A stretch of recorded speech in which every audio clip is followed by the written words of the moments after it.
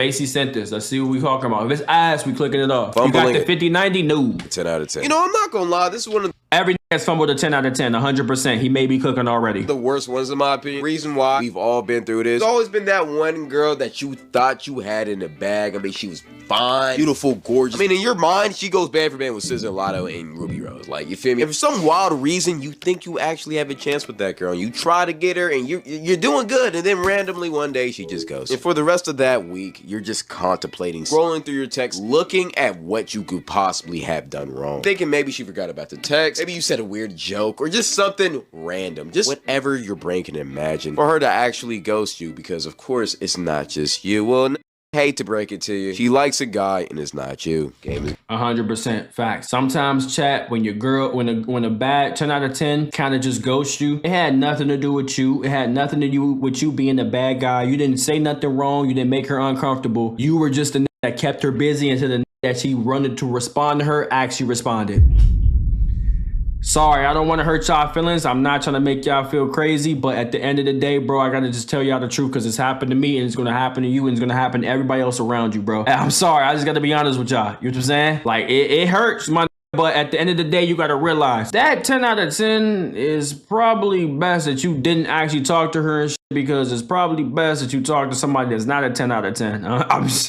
I'm just being honest. And the worst part about it is that oftentimes the next week she ends up hard launching with her new man. And when you see him, it's somebody you don't even think is better than you. Well, brother, hate to break it to you, but he is. And then when they eventually break up, you're gonna be right back on her feet begging for her to take you back. But before that, you will go. I mean, the thing is, I don't really care if she pop out with a new as long as I cracked her got some neck. At that point, I won. I hate that phase. After every man goes through a heartbreak, they always hate the girl for a little bit. It's inevitable, bro. Every single bad thing that you've noticed and garnered about her in the past couple of years, it just kind of comes flowing back into your brain in one rushing, angry moment until it eventually boils over and you realize you don't really hate her. You're just sad that she's gone. But you still go through things. Then you get sad. You're a little bit depressed and you're wondering why it didn't work out. Maybe you'll never find love again. Maybe something else won't happen. I don't know. You just stress. But usually you end up doing all of this stressing late at night, which leads you to the third male Canon event, 3 a.m. motivational workout. I can speak for all of us. We've all been through, whether it was a breakup or a heartbreak, or maybe you just realized you're a bum. You went through that phase where you thought at 3 a.m. in the morning you was gonna change the world. You started doing push-ups, started watching David Goggins videos, and you're up all night feeling motivated and thinking that you're finna rule the world. You're finna be the most swole, chiseled, drizzled,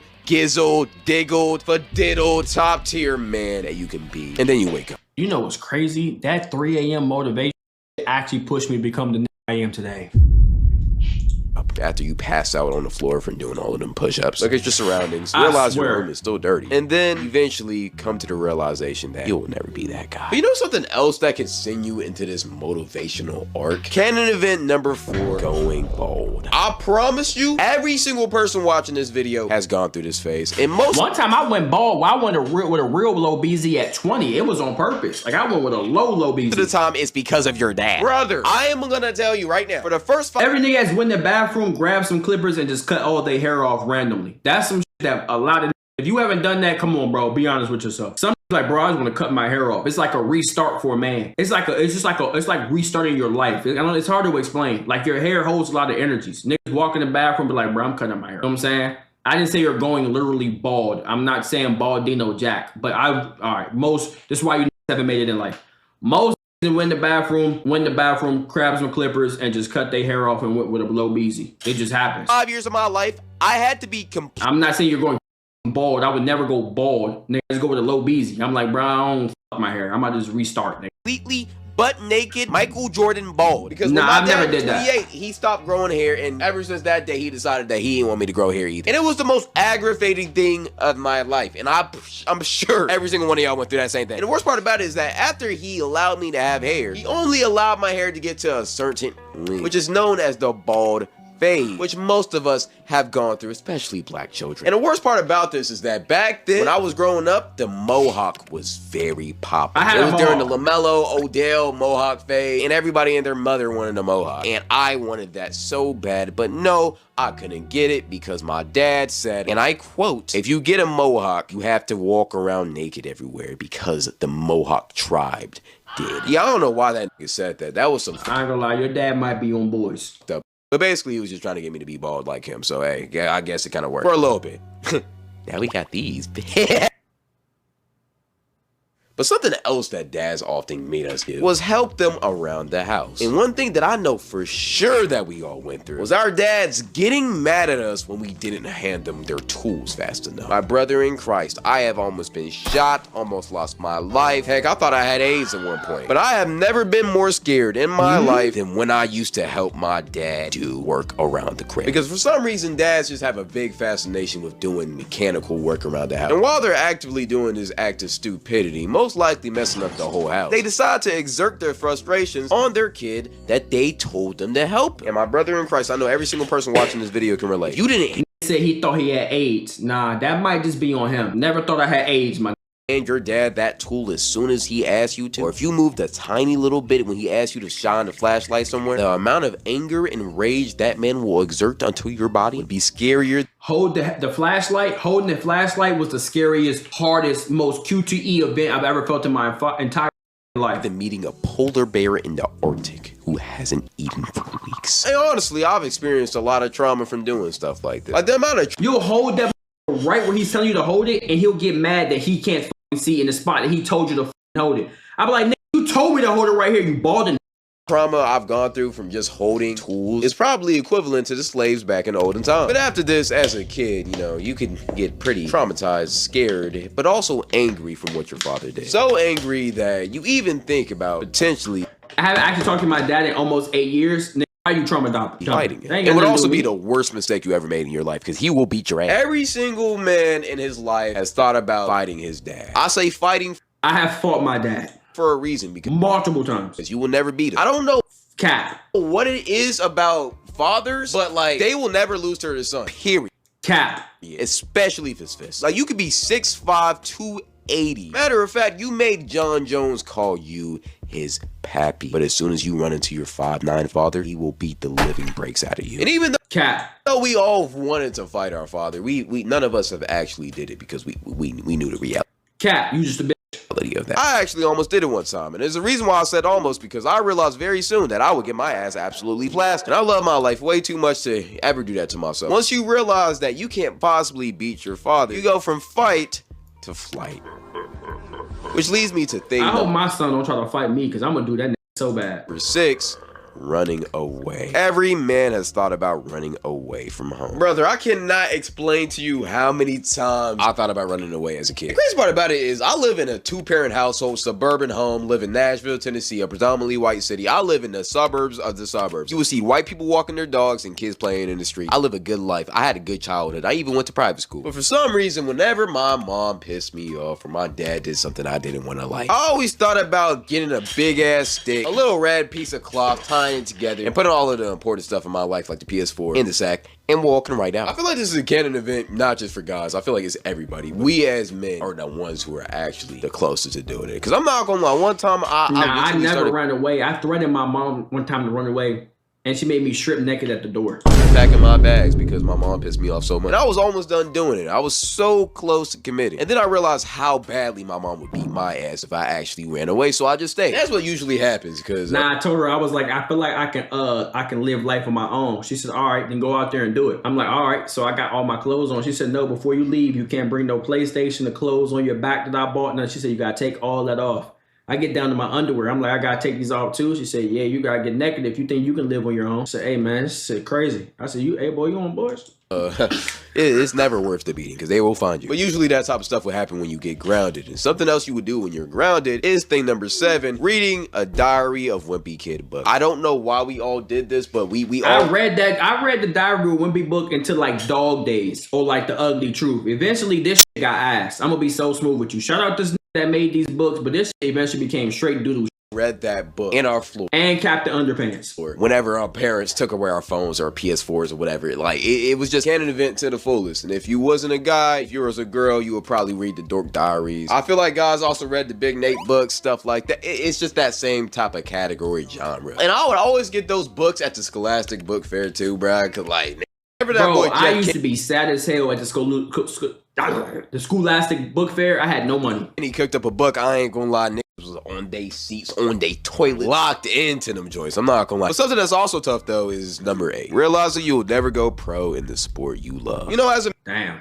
Dude, this shit low-key hurt. man, I feel like this I might still have a chance though. is actually the most heartbreaking thing you can go through. Because yeah, fumbling a 10 out of 10 is bad, but there will always be more fish in the sea. With your sport though, you only really get one chance at this. And once you finally had that moment of realization that you will never go pro in your sport, whether it's basketball, football, it's truly one of the most heartbreaking things you can ever go through. I remember I was a big basketball player back in middle school, and when I got to high school, I thought it was gonna be the same thing. And then one random day, Darius Garland pulled up to my local gym, and I realized very quickly that NBA was never gonna be a reality. But I was delusional, so I thought, you know what, maybe if I really ball out my freshman year, I can get some looks. You know, I could really go crazy in a good route leading up to my senior year. Well, I was a JV bench player. And I was good too. I was averaging like 20 points a game, but the coaches just didn't mess with me. But then I thought, you know what, maybe the coaches are just, you feel me, purely hating on me, which they were. But then I thought, you know what, maybe I need to transfer somewhere to get more PT. Maybe that's what I really needed. And then I realized that I was never finna grow past the height of 5'9". Yeah, I haven't grown since freshman year. So yeah, I'm basically trying to say I'm 5'9". Damn. He's 5'9". I was 5'8 and a half, 5'9" my freshman year. Nigga, I grew 6 foot by like my junior year.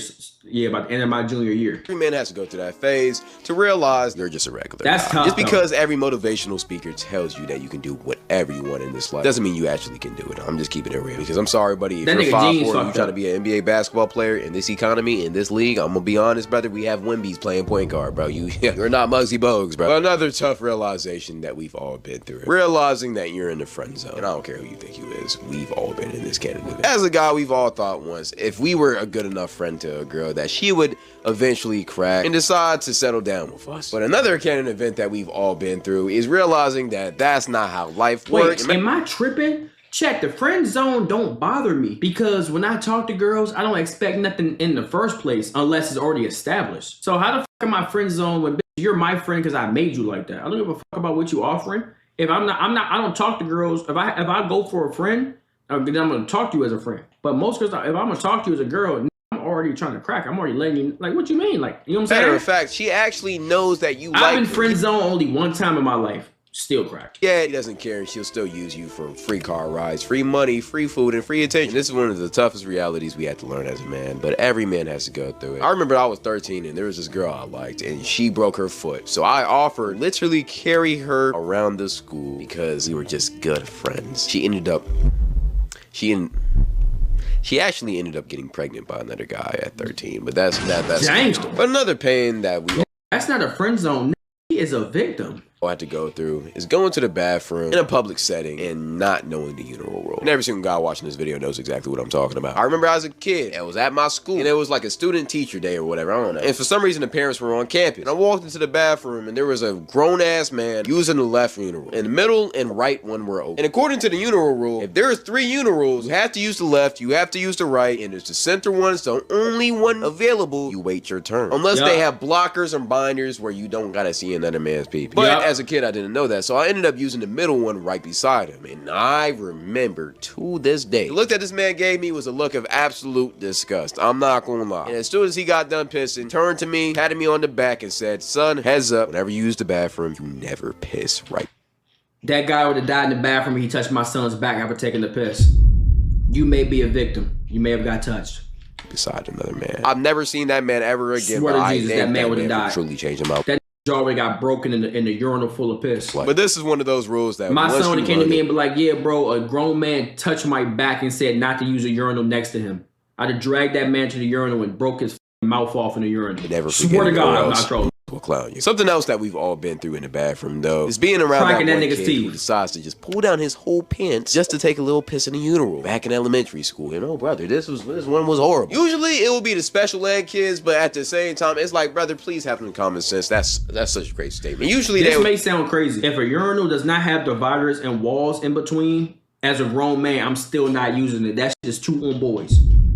Where was y'all budget to not put dividers in between? And trust me, y'all know my shit is good. I ain't got nothing to be worried about. But that shit to me is still on boys. I'm not using that shit. be farting too, and they was just thinking this. But I'm not using that shit. at the same time, we've all done it when we was younger, and then we had a grown man walk into the bathroom and instruct us to never do that again, and then we changed our ways. Something that we haven't changed as guys is number 11 or 12, I don't know at this point. Putting your hands in your pants for warmth on an ice cold freezing day. This one I know we've all done. I'm actually doing it right now. And no matter if you want to be honest or deny it, we've all done it. Let's just keep it real. It's amazing. It's one of the most sensational is so fire. I love this shit. Next to life. It's amazing. I don't know. This is fire.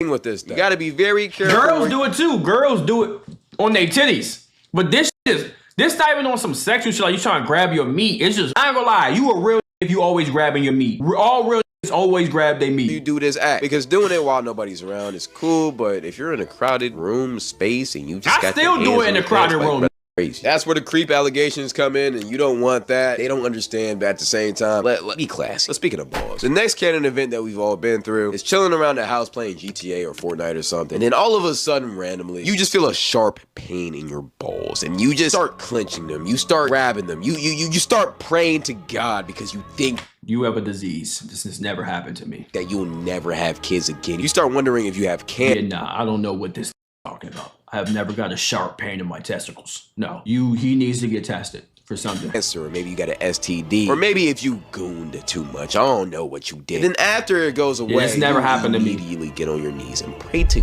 God, promising him you would never jerk off again if he heals your pain. And then 3 nights later, you end up jerking off again. But hey, game is game. But after you goon, you get a negative feeling. You feel shame. You promise to God you will never do it again, yet you feel defeated. See, this right here is what we call post-nut clarity, which is the next Canon event.